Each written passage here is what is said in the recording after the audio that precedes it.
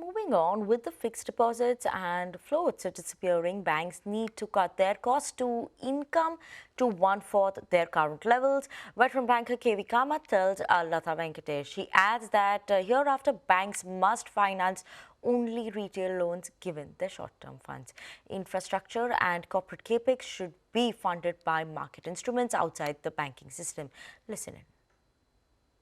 Challenge that banks will face, are facing and will face, is cost to income ratio.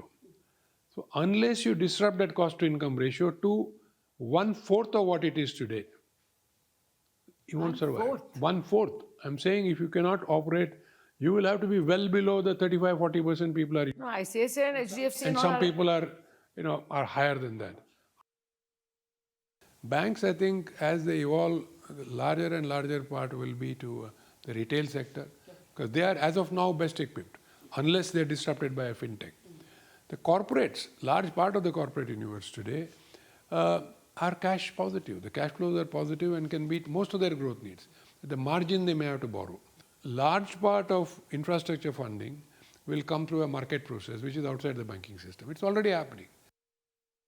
Banking money is really short-term saving deposits and some fixed deposits. And the average tenure of a bank deposit, banking system is about a year and a half. And you expect to fund the infrastructure over 7 years or a corporate loan over 5 years. You are sitting on a mismatch, whatever you say.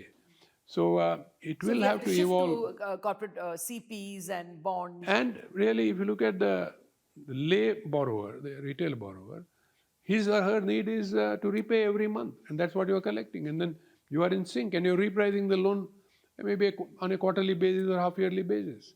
So that is appropriate financing.